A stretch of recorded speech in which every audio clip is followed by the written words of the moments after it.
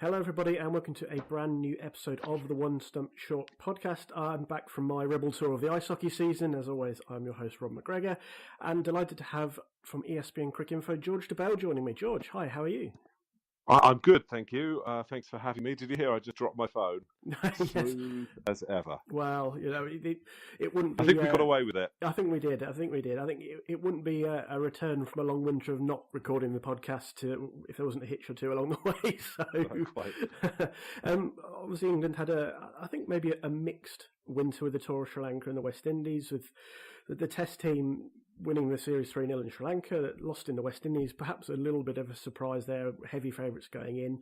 The white ball team doing much better, and I mention both teams specifically because they've both got very different challenges ahead this summer. The World Cup, of course, for the white ball team, and the Ashes, and also a test against Ireland for the Test team. It's the Test team I'd like to start with, if we may, George. As I mentioned, did pretty well in Sri Lanka, not so well in the West Indies. But the thing that really strikes me is I don't know if we've actually answered any of the questions England had from the tail end of last season. Do they know who their openers are? Do they know who their top three are? Do they know what their best team is? How did you see the winter tour from the Test team's point of view, and how do you see things panning out over the next couple of months? You're right. They haven't answered those questions. They don't know what their top three is, but they sort of came to a couple of conclusions right at the end of the winter. And those conclusions were not to try and squeeze any of their strengths into other areas and creating weaknesses, really, or weakening strengths. So they have decided who their 4 to 8 are, and that is quite significant. So they decided that Root is at 4, Butler's at 5, Stokes, Johnny Bairstow, and Moeen. Mm-hmm. So that is for now fixed. How long that lasts, I don't know, because but there's some logic in it. Yes. But there'll be a new coach, in 6 tests' time. So what is permanent today could change very, very quickly. But they did come to that conclusion. They also came to the conclusion that Mark Wood was probably their first choice third seamer, if that makes sense. Yep. And he bowled so well in his fairly brief opportunity that he made himself, really stand out. So he's ahead of a lot of people. And there are more questions about that. How can he sustain his fitness?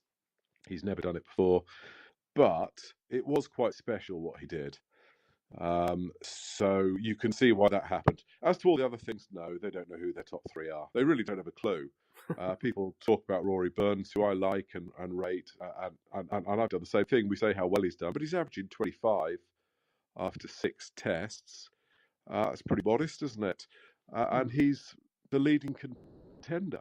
So there are all sorts of worries. But, to go back to your question, what happens in the next couple of months? Nothing at all. Yeah. Because all the emphasis is on Test cricket, and county batsmen have a great opportunity, particularly top 3 batsmen, to stake a claim to play in the Ashes. Brilliant. So there's lots riding on the first couple of months of the county season. It's even 3 months, isn't it? So that's quite exciting in a way. Yeah, it's curious. I mean, Burns, I don't think did poorly necessarily. He got 2 half centuries during the winter. I assume he'll retain his place. Is that a fair assumption? Yeah, but I think it's a bit early to say. I think he's in pole position, but he'll have to keep getting runs. He can't go back to Surrey and have a season like Hamid had at Lancashire, for example, a couple of years ago. So he'll have to keep churning out the runs. But anyone in those top few positions who does so could force their way. So, if Gubbins starts really well for Middlesex, if Hamid gets in the team and starts well for Lancashire, there are all sorts of people who could force themselves into contention. Max Holden, I suppose, is another. Ben Duckett, who is, I think is a bit underrated. So there are all sorts of people who could force their way in, and I guess that we just wait and see what happens. It's quite difficult to make a brilliant impression in a game that starts on something like the 5th of April as an opening batsman. Yeah. But to be fair, they've got, I think, 2 games in April, most of them, and then a bit of a break to play 50 over cricket. And then by the time the championship comes back, hopefully the pitches will be a wee bit better. And they will have an opportunity to stack up the sort of big runs that could convince selectors, because they are looking for answers to the questions. And as I say, the county batsmen have an opportunity to stick their hand up, don't they? And because no one's filled those roles for whatever it is, 7 years or so. I mean, we talk about Cook and Strauss, but actually the last year of Strauss, he was really struggling. Yeah. So you go back almost to 10, 11, 2011, even 12, 2011, since England have looked as if they had a good, solid top three, really. Yeah. One thing that maybe I'm misreading, the situation with the counties or the potential openers come, I guess the game against Ireland at the end of July will be, they'll want to have some sort of a team nailed down for the Ireland test before the Ashes. But definitely, they'll want to use that as a warm-up, really. I mean, I know that's patronising to Ireland, and it is, but that is pretty much the way that if you were Trevor Bayliss, you'd be looking at that game. Yeah, but the thing that strikes me is that ever since, I guess we've talked about it so many times, that not being able to find a permanent replacement for Andrew Strauss to work with Alastair Cook, now we've got to replace both, theoretically. But there's always been, I feel like, someone who's kind of, maybe this is Burns, but they've always kind of had their head just that little bit ahead of others, whether it be Adam Lyth, granted it didn't work out, again, Keaton Jennings, same thing, didn't work out, and then Mark Stoneman. They've always sort of been there or thereabouts with a strong case to say, look, this guy's done it in county cricket for years and years and years. In Stoneman's case, he did it at Chestnut Street and the Oval, which is impressive in itself, I think. Didn't work out, but, he was the next one off the ranks almost. Whereas I don't know, do we have that now? You mentioned, Gubbins. Well, people who are in pole position. I think so. I think ridiculous that. Well, I've given my own view away there, but I suspect Keaton is there or thereabouts, and I suspect Joe Denley is there or thereabouts. I mean, Ed Smith clearly likes Joe very much. He clearly likes Keaton very much. Keaton did play a very good innings in Sri Lanka. How many tests ago? Only 4 or 5 for him. So, he's got 2 test centuries. I mean, I think if I was an Australian bowler thinking that was going to be England's top 3, I'd be pretty confident. But they probably are in pole position. Yeah, it's up to other county batsmen to score very heavily. And all those names you mentioned, they are all vying for it. Mark Stoneman could definitely get back in. So, yeah, all those guys will be trying to make a point in these first few months. Does Jason Roy have I guess it's going to be the same answer if he puts the runs up for Surrey. He's got as much of a chance as anybody else, but is he viewed in maybe a better light than some others because of what he's done with the white ball? Yes, and his character. He's got a very strong shout. Actually, he probably, if they're picking it tomorrow, I reckon it might be Roy, Burns, Denley. But there's a lot to go. I mean, I don't know how much cricket, red ball cricket, Jason Roy's going to play. I haven't worked it out. But obviously his priority is going to be white ball for a while. So whether he gets picked on his... I can see quite a lot of Finch in Roy, in that he's clearly a very destructive player. He's a very good player in lots of ways. But you would, if there are doubts, it's about how he plays the moving ball. Yeah. And to be a test opening batsman in England, I think that's quite crucial. So that's the point he's got to prove. There's clearly a lot of ability there. So he can improve, he can stretch himself, but it's difficult if he's playing mainly white ball cricket. Yeah, and as we've kind of touched on, if the red ball cricket is only in, well, what are we now, 2 weeks away from the first set of county games, so early to mid-April, if that's all the red ball cricket he's playing, I think there is the acknowledgement that is a particularly hard job to be an opener in county cricket in April. Yeah, I mean, the other thing about Jason is that he hasn't actually been opening. He was, even for the Lions, I'm pretty sure he batted 3, didn't he? So, Lions and Surrey at the end of last season, he batted 3. So, I don't know whether that's a particularly sensible choice. I think it's you're asking a lot of him to bat in an Ashes Test match out of position. Does the change in the coaching have any influence here at all, or any impact at all? So Mark Ramprakash has been released from his contract early. It would have ended in October this year anyway, but Ashley Giles has kind of made that step over the winter as well. And I know Ramprakash has done a few interviews and is generally disappointed, I think, to be released after 5 years in the role. But Graham Thorpe's tipped to maybe take on a larger role, having worked mainly with the white ball team up until now. Is the continuity of Thorpe going to mean not much changes, or is Thorpe going to bring maybe his own ideas, talk to Ed Smith and Trevor Bayliss and Joe Root and say, look, this guy's maybe worth more of a look or more consideration, or is he not going to have any kind of influence in that kind of selection process? Well, no, he'll definitely have, well, he's not a selector, but he'll definitely have influence. He's respected and liked. So he will definitely have some influence and some say. And he likes Jason Roy. He's definitely one of the three assistant coaches at this stage. I mean, he's prepared to go for the full job when Trevor goes. So he's a candidate for that.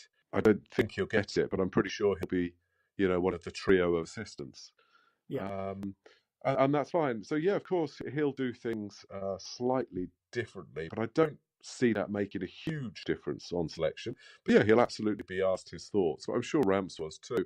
I've got a bit of sympathy for Mark Ramprakash. I mean, I don't think they wanted him to be a technical coach, to intervene and say, maybe you should be doing this, maybe you should be doing that. And he perhaps wasn't cut out to be the sort of coach which they wanted. So I don't know that he had I don't know that he had every opportunity to do that role. I'm not quite sure what they wanted, but they want someone to be very, what do I mean? Chummy, friend. Yeah, I mean, it's sort of, but they're certainly keen on the environment being very friendly and positive, which is probably right. And maybe he was perceived as being a little bit distant and aloof, probably unfairly, I think. But that might well be how he was seen. But you couldn't really fault the amount of work he did in terms of throwdowns and what have you on tour. He worked hard. Yeah. He put in the hours. But if you don't want people to sort of say, okay, I think you're doing that wrong, you might look at doing this. And his personality is not so much that he would go for beers with them and talk about the art of batting, then I don't know. But that's why they've made the change, isn't it? So he's out, at least for the Ashes. He's not going to be working with the full England side. And Thorpe is in, who is probably more, I don't know, clubbable. Right. In an old-fashioned sense, not in a seal calf sense.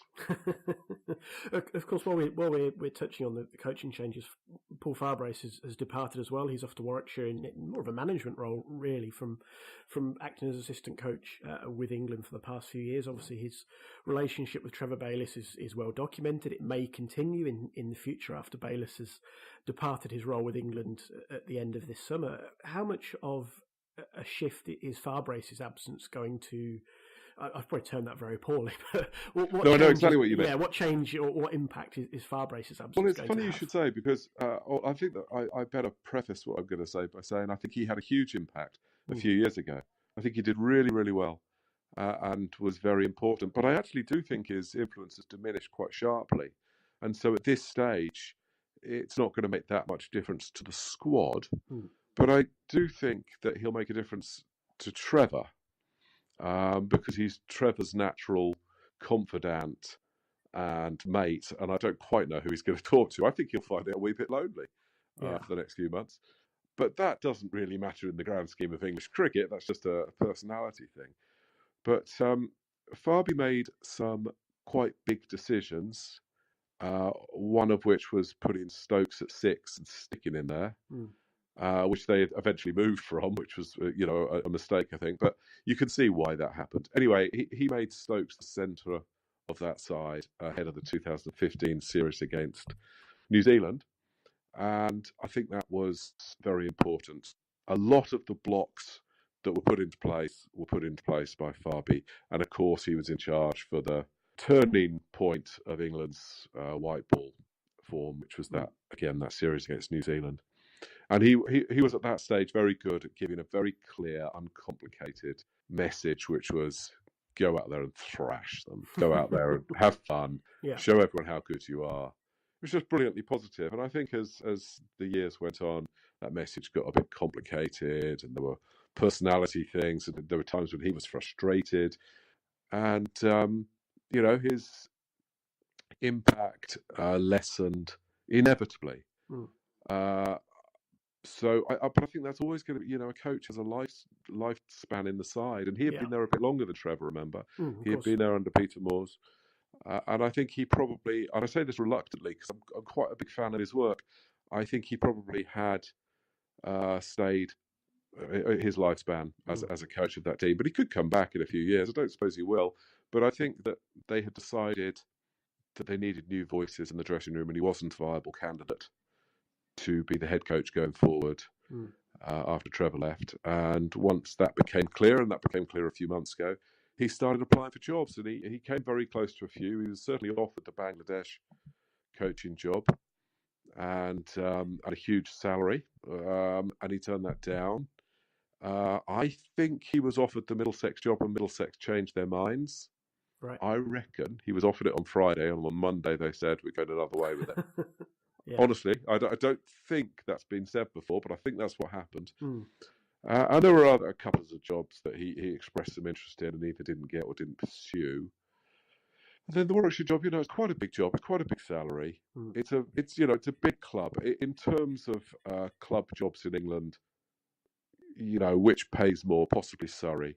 Probably, well, Surrey does, yeah. And that's possibly it. So it's a big job and prestigious club and all the rest of it. And maybe he can do that for 2, 3, 4 years and then look at his opportunities again. If England win the World Cup, he'll have been a significant part of that winning team. Just one last thing on the Test team. We've talked about the perceived strengths, perhaps having that confidence. The all-rounders. The all-rounders and kind of having that confidence that they know from, we said 4 to 8, this is how we're going to line up, and then probably Mark Wood if he's fit. I'm sure we'll touch on that slightly more in the white ball discussion in a moment, but do you think there is enough there to beat Australia this summer? I don't know. I don't think they're... You see, I think it depends a bit what happens with Australia and how divided or united they are. But there's a lot of things about Australia which slightly concern me. In one, that they're going to be extremely motivated, of course, and two, that they are going to have these players back who are extremely good. Warner and Smith are very, very fine players, and as long as they can come back without any particular trouble in the dressing room, and to be honest, I don't see why they should be. Because I think they didn't eat babies, for God's sake. They could come back. We know that the Australian bowling attack at full strength is terrific.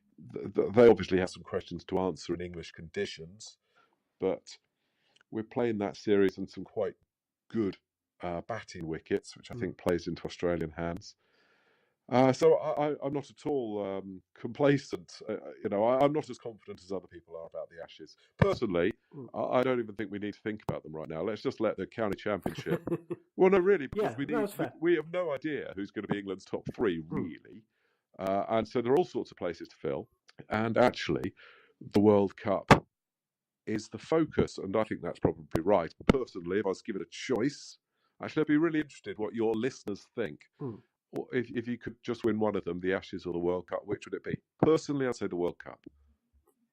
It's an interesting question. I've heard other people ask it as well. Honestly, I'm not sure how I would answer, because maybe it is partly because of what we have already seen or enjoyed during the last 10, 15 years. We've won the Ashes. Obviously, the iconic series with Vaughan Flintoff, beating Ponting and Warne and Co. And that was almost the monkey off an entire generation of England's fans' backs, because it'd seen Warne, McGrath, the War brothers, Mark Taylor, and then Ponting and others dominate England for so long. That was almost the point of catharsis in a way. But they're in a similar position now, of course, because it's best part of 20 years since Australia have won here, and long may that continue. It would be pretty hard to stomach David Warner's grinning face on the Oval balcony, wouldn't it? Yeah. So, when push comes to shove, don't get me wrong, I really want England to win it. But if I had to choose between the two, and then if I had to choose between Somerset winning the county championship as well, it would get really complicated. Yeah, well, Somerset have obviously, I guess Marcus Trescothick has wronged a witch or something, and they're permanently destined to finish runners-up, I fear. But it does seem so. But there was a long period when we dreamt of them finishing runners-up. I mean, for most of my life, third was the best Somerset had ever been in the Championship. I think they were second in 2001, which was the first time they'd ever got that high. So, the last 20 years actually have been a golden age for Somerset cricket. Everyone thinks it was the 20 years before that. Yeah. But it sort of wasn't. Because you don't just mind whether you win a trophy. You just want to compete and have memorable games and memorable seasons. And actually, Somerset have been second so often that it shows that they're a really consistent team. That's maybe an oddly positive way of looking at it. But actually, I've really enjoyed watching Somerset in the last few years, and it's not all about winning, God knows. No, and I'll perform a sort of mea culpa. I thought they would struggle in Division 1 last year, and they finished runners-up, which is part of the beauty of it all, and the way it ebbs and flows, and the competitive level that Division 1 is at now. And they're still producing homegrown players, which is they are. Which is great. It's what they should be doing. Yeah. So I'm going to pivot to the England white ball team now. We've talked about the World Cup, and obviously a lot of people are hopeful this is finally the year that England raise the World Cup trophy. Kind of what I was leaning towards before. We've waited so long for that to occur, and in our own there won't be another chance, will there, Rob? I mean, realistically. Well, possibly. Well, there won't. I mean, because the next World Cup is going to come in, obviously, in 4 years. It's going to be in India, so straight away England is struggling. And it's going to come at a period when England's best 100-odd players aren't going to really be playing much 50-over cricket anymore, apart from at international level, because we're going to destroy our domestic 50-over competition. So, we are. It's an ironic laugh because it is a bit now or never. Yeah. No, that's an excellent point. And as we said, in our own backyard, you made the point perfectly there. The next World Cup being in India does not play to our strengths. And granted, people still look at the Champions Trophy in 2017 and the disappointment of going out as we did in the semi-finals. But, they made it to the semi-finals. To be fair, they made it to the finals in 13, which people forget. Right. Yeah, so... The 17 side actually did slightly less well than the 13, the much derided 13 side. But I guess what I'm driving at is that we were one of, if not the favourites in 17, and we made it to, call it the Final Four, and then granted we came stuck against the eventual winners. So, we're among the favourites again. I think maybe I err on the side of caution a little bit. I think some people have maybe over-egged England in their own backyard. I understand it, but Australia seem to have got their act together a little bit at the right time. India are always very strong. I'm very interested to see what South Africa can do. So England are among the favourites, if not the favourites, but I don't think it's quite as clear-cut as some are maybe making out. Oh, no, I think that's fair. I think India are very, very strong, and there is a possibility that England could play their best game against India and be beaten by Virat Kohli chasing. That's a worry. Equally, we know that Australia, with all those guys coming back, Glenn Maxwell, David Warner, Steve Smith, on good wickets, those guys can take a game away from any side, any attack. Yes. So you're absolutely right. But I do think England, they really should get to semi-finals, and then it comes down to a lot of factors. I think the semi-finals will be played on good wickets, which helps England, and they've got a good. Look, they've got a really good chance, but they were the best side in the '92 World Cup, pretty much. I mean, to be fair, the final they were the second best side, but and the '87 World Cup they probably should have won as well. So there aren't any guarantees, and there are some concerns in that. Specifically, you look at that bowling attack, and one or two players are slightly past their best. I fear. I hope they prove me wrong. No, but, I think that's fair. And maybe the World Cup comes a year late. But what we're not encouraging them to change the team at this stage or anything. Although Jofra Archer might well come in. But I do note that there's this. Well, I was going to say it's a cliche, but that suggests that it's not true. But there is this reputation that England have for changing plans on the eve of World Cups. Yep. And wasting any preparation time. I just remind people that before the 2010 World T20, England changed their team completely.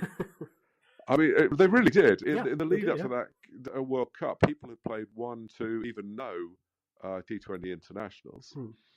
And it's the only limited overs global tournament England have ever won still. So there's not necessarily a right and wrong way of doing things. And I did think, ahead of the West Indies series, that we knew what England's starting 11 at full strength was in the first World Cup game. Yeah. But then Chris Gayle hit a 6 every 8.5 balls he faced or something. Yeah, I think that's it was. Yeah, it's incredible. It's a ridiculous stat. Yeah. And if you're a bowler rather, who gets hit for a 6 every 8 point something balls by a particular batsman, you can't be complacent about your position in the side. No. So if Jofra Archer has a good IPL, and why wouldn't he? But then he probably comes into the side, and so he should. I'm absolutely sure they're going to pick him for the Cayman Island. I'm sure if he's fit, he'll make his debut. In Dublin on May the 3rd, is it? So yes. Looking forward to that. So there's a bit to still decide, but that England batting lineup it's pretty fun. It's pretty special. They've given us a lot of enjoyment over the last few years, and actually, I really hope they win. Yeah, as you mentioned, there's a single ODI against Ireland on May 3rd in Dublin, and there's a 5-match series against Pakistan before the World Cup begins. England's first. And a T20, I reckon, on May the 5th. Yes, I think so. Yes. What on earth is the point of that? But anyway, there we are. Well, the same point has been, of course, raised about the T20s in the West Indies, as entertaining as they were in pockets. David Willey taking 4 for 7 in the final game is one of those highlight reel type things. But yeah, sort of. I mean, he didn't do himself any harm there, to be fair.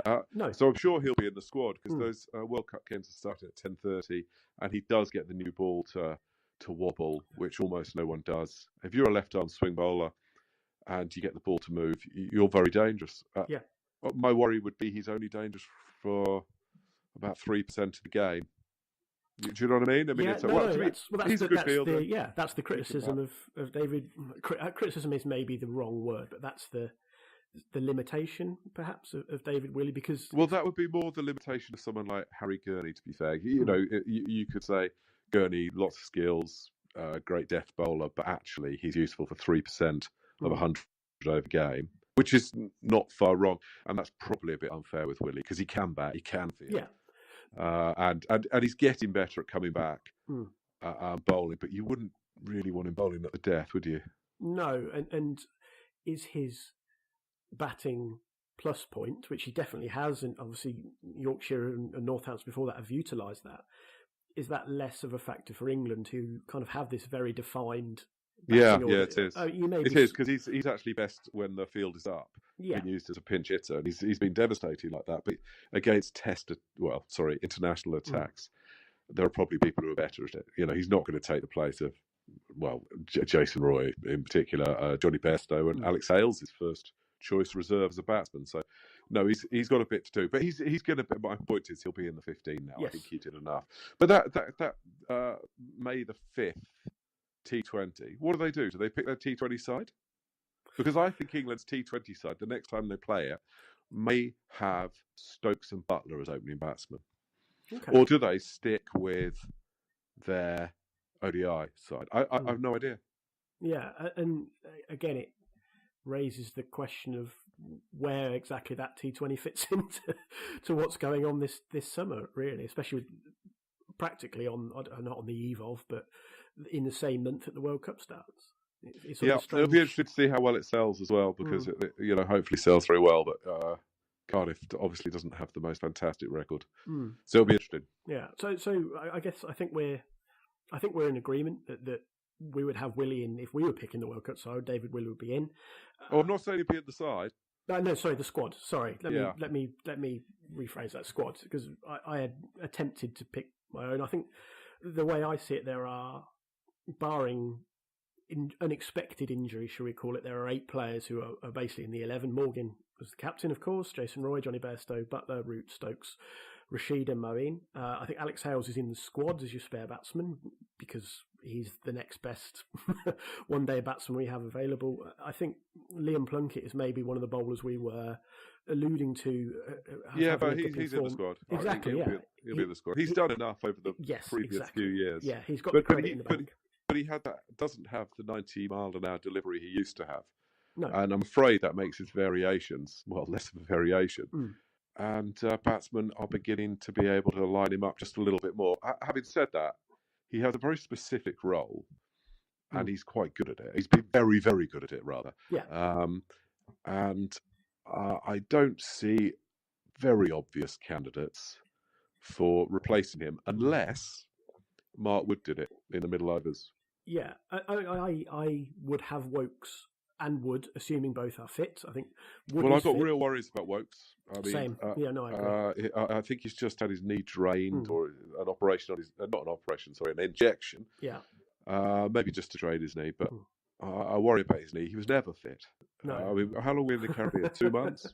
And he missed the whole Test series, and he was never at his best in the ODI series. And he's such a banker for England. You know, he's got this great record with the new ball in ODI cricket. I think he's the second most highest wicket taker in those power play overs over the last few years. And he usually comes back well and bowls at the death, but he didn't hit his Yorkers, and he didn't really go quicker than 84 miles an hour. And again, you've got to. You've just got to. And so he wasn't quite the bowler he has been, and I think he's a bit irreplaceable. You know, Woakes at his best is one of the first choices. He's as hard to replace as anyone in that side. Absolutely. You know, because if a batsman goes out, you know, you bring Alex Hales in, who's obviously a terrific white ball player. I mean, Owen Morgan would be pretty hard to replace, but as captain, but Joss Butler's shown that he can do that, and there are other leaders in that group. But there are other batsmen like Sam Billings. There are other. I mean, he's batted really well. He's in really good form, Owen. But actually, over the last few years on form, there are absolutely people biting at his heels. But Woakes, I mean, unless Jofra, I don't know. I think Woakes is very hard to replace, and I am concerned about that knee. I think a lot of people are. I mean, I worked on the basis that if Woakes is fit, he's in the squad. I don't think there's or if he's even, if they class him as fit, whether it's actually 100%, I don't know if he ever will be. No, he's in the squad, definitely. He's definitely in. But actually, to be honest, I think that you can probably name 14. I think they've got a decision to make about whether Curran or Jordan, maybe. Archer's going to be in the squad. Yep. I mean, whether he's named in their first squad, I don't know. But he's going to get a chance to play against Pakistan and Ireland. Yes. He definitely will. Yeah. And if he does half decently, he'll come in. I would be tempted to go with Jordan's on the basis that there's not a huge amount to choose between his bowling and Curran's. But Jordan is possibly the best fielder in the country. Maybe Stokes, I don't know. But, you know, he's right up there. Yeah. And if you've got a 15-man squad and, you've got a fringe player, surely you want to be able to bring on a fantastic fielder if you have any issues. And on that basis, I think I'd pick him. Yeah. I think I picked Curran in the sort of mock-up one I did. But it's, Jordan's... The way he worked, he was basically the one who worked over Chris Gayle in the 2020 series. And I mean, you could read. But you're right. He did bowl him a Yorker. Look, the plan was to bowl 2 or 3 different deliveries to Chris Gayle, and Bayliss was very keen to bowl Yorkers. And I can't remember the stats now, but I put them in one of my pieces. I think they had bowled 5 at him in the entire ODI series. Well, that was not the plan. No. So you bowl either at his head or his foot, basically. Jordan, when he got him out in the first T20, hurried him with the bouncer. He really did hurry him as well. And 2 balls later, bowled a Yorker outside off stump, which he sort of carved to short third man. Now, you could say that was a bit lucky. I thought it was really good bowling. But, you never know. Jordan's a very, very modest guy. And he wouldn't really talk about it. But the other thing he had was a new, slower ball. I'm trying to think who he got out with that. Darren Bravo. And I hadn't seen that new slower ball before, and it seemed to be right back in his hand. It just looked different, And you get. And he said it was something he'd been working on, but again, he wouldn't talk about it because you don't want everyone to pick it, do you? But I thought that was a good sign that he was still learning new tricks, and that he was able to bowl to the plans they had. Because during the ODI series, they did not bowl to their plans, and they let Chris Gayle get away with them, get away from them. And to be fair, I would be intimidated trying to pitch it up to Chris Gayle. Because he hits it preposterously hard and far. I mean, I can't think of anyone who does that as regularly as he did in that series. It was incredible. And one day a bowler's going to get really badly hurt, if not killed. I mean that. They should probably be wearing masks already. Yeah. We saw it last what will happen. Luke Fletcher. Yeah, yeah. Well, right. You know that what will happen though is it will take someone to die before they bring in the masks that they need to wear, because that's the way that humanity seems to be. But it will happen, and genuinely, as a bowler running in and bowling to Chris Gayle, I'm not saying you're thinking like that, but it would be a little bit intimidating, wouldn't it? Yeah. Yeah, I don't think there's any question, especially it's basic physics. The speed the ball goes down, and then therefore the speed it's going to come back towards you. We've had and the better bats, the stronger men, because they are stronger than the generation before, I think. Yes. I mean, we're seeing quite a lot of people get hit in the nets off bowling to Ben Stokes. The England physio had his jaw broken. You've seen net bowlers coming away, going off with fractures and stuff quite often. It's getting out of hand. Yeah. Generally, it's a problem. It's a little bit like rugby. Yeah? Since the professionalism of rugby, the tackles are almost like two trucks colliding, because they are huge guys going at speed. And, they're obviously much more muscular, but I'm not sure that their skulls and all the rest of it are able to take the blows that they're inflicting on each other. So it's a similar issue with cricket. As it gets more professional and more powerful and stronger, and the technology is probably better too, we are going to have to adapt to that. And I don't know what the answer is. Yeah. But it's going to become an issue really, really soon, and I fear we won't change until a tragedy occurs. Yeah. Well, as you say, we're on that cusp, but I'm surprised more wasn't made or didn't happen following what happened with Luke Fletcher. But I guess when it's... Well, I don't think there's an easy solution. But there isn't, no. And when it's an isolated incident or a one-off in that sense, is it more easily forgotten? Yeah, and then do you want to have a situation where people run in sort of ice hockey masks or something? I don't know. Well, but I think we'll have to.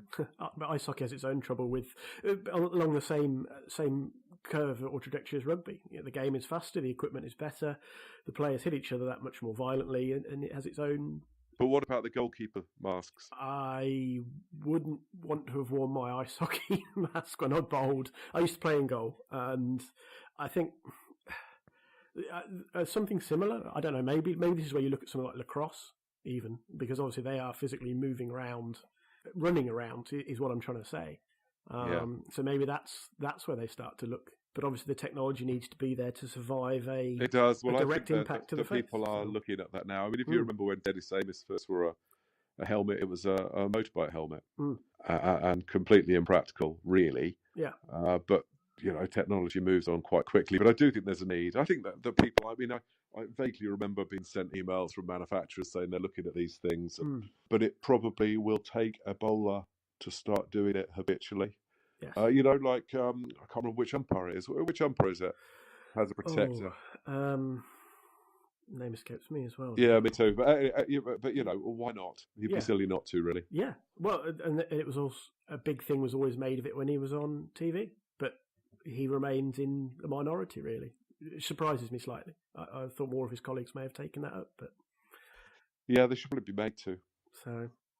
But yeah, it's a strange note to finish on, George. But I'll thank you very much for joining me today. Obviously, we've touched on both Test team and the whiteball team. It's going to be an exciting and I think very competitive summer for England, given the teams that are coming over in both arenas. Have you got anything you want to tease or promote, or where can people find you, etc. Before we go? Oh, Lord knows. Where can people find me? In the pub. Actually, I'm about to go to the IPL because I've been at home far too long. Tell me this: it's a rhetorical question, really. If you were Ben Foakes, where would you ask Surrey to bat this season? You'd assume five or six offhand. He's not getting into the England side at 5 or 6, is he? No, I'm trying to. Well, I guess so. He's got to ask to go top 3. Top 3, yeah. No, that's a fair point. But anyway, I don't think he will. But that's just a thought. And also James Vince, where does he bat? So on that note, then, does Ollie Pope look to push up to 3 for Surrey? Because he was on the fringes a little bit last year. He was in the conversation. It's a really good question. I hadn't thought about it because that England middle order isn't necessarily about to go anywhere. there's no reason why Stokes and Butler and Root shouldn't be there for another round of Ashes, another round of home Ashes. Yeah. I mean, who knows? But they really could be. I think with someone like Folkes, not answering the question, I suspect he will reason that things can change very quickly, and it's only like 3 tests away that we thought, oh, Johnny Bairstow, he's been left out of the side. He could face a fight to get back in, and now seems to be the established keeper again. Yeah, and it's only half a dozen tests or so since it looked like Joss Bartlett could be the keeper again, and now he's nowhere near. So Pope probably needs to look at 3. Yeah, and I think the selectors have said to Vince he might like to think about opening, and it's his call. Yeah, but his best way to get in is as an opener. I think he's good enough. I don't think there's anything technically that screams that he couldn't do it. It's just about temperament and whether he really wants to. It's a different role, isn't it? But he's good enough to do it. And he, Vince divides opinions, but he played 16 tests and he hasn't really nailed it. Well, he hasn't nailed it. No. How many more chances do you give? I don't know. You look around the county game, there aren't many more talented than him. No, and it's an interesting question. I think obviously you led with Folkes, but as we've just said, James Vince and Ollie Pope, 2 players on the fringes at least. I think suddenly that becomes a much more interesting side story, perhaps during these early weeks of the county season. Oh yeah, no, I think there's loads to look at. I think it really is interesting. I think it'll be. I mean, it's always intriguing, and it's not just about England's selection. It matters in its own right. It'll be really interesting to see who wins the championship, and I think Nottinghamshire look strong again. It would be. I find it amusing that the possibility that Peter Moores could, by the end of the season, have won the championship with 3 different sides as a coach, and not be in the reckoning to be England coach. At least I presume he's not, but I still think he's terrific. Wow! But as you say, if he secures another county championship, all of a sudden it's like, well, who are the other candidates? Happen, and no, I think probably not. But to be fair, he the probably wouldn't want it at this stage. But I don't know. I mean, I haven't asked him. But why would he put himself back in that position? Really? Quite, yeah. But it could happen, couldn't it? It could. Well, I think it would put the cat among the pigeons at the very least for the period of time between Bayliss leaving and someone else being appointed. So, but Surrey are probably still favourites, aren't they? They are for me. I think as a kind of sneak preview of my own predictions post, which I'm formulating at the moment. So, George, where have you got Somerset this time? I think I went 3rd. Is where I'm kind of. I think after last year with Gregory playing so well, with both Overtons presumably fit, you would hope if Jamie's fit, certainly. So last I heard about Jamie wasn't great. No, but then who did they pick up? There was someone else who caught my eye. Of course, Tom Abel finding his form again last season was not insignificant. I don't think anyone, even the most passionate supporter of other teams, surely wouldn't begrudge Marcus Trescothick winning the county championship. And I assume that might be then him calling time, perhaps. Oh, who knows? What a way to go out. Yeah, who knows? It's a bit odd, actually, for all the professionalism of the modern game. There are a couple of people playing, particularly Chris Gayle, who just can't run. Yeah, and you would have thought that had gone out of the game completely, wouldn't you? I mean, look, I would have been tempted not to pick Chris Gayle for the West Indies ODI squad, but how can you argue with the runs that he scored? Quite. I mean, it was he made his point brilliantly. Yeah. But he cannot run. I mean, that's not an exaggeration. He sort of hobbles, doesn't he? So he'd be very frustrating to bat with. And I presume the umpires are going to be all over the West Indies in ensuring that he doesn't get a substitute fielder after 2 minutes in the field. Well, no, because that's going to be the temptation, isn't it? Yeah, of course, yeah. Well, if you remember when Gloucestershire were a very good one-day side of around the turn of the century, I don't think Kim Barnett spent a whole lot of time fielding. Yeah, well, Kevin Peterson did it once or twice, didn't he? He mysteriously disappeared off during. I'm not sure that was quite for the same reason. Perhaps. George, thank you very much for your time today. He went off to punch a rhinoceros. He didn't. No, he didn't. No. No, that's he's done a lot of things, but that's definitely not going to happen. Not KP's bag. No, George, thank you very much for your time today. Enjoy Pleasure, the anytime. OPL, and hopefully we'll catch up again later in the season when the county game's in full swing. Anytime, always happy.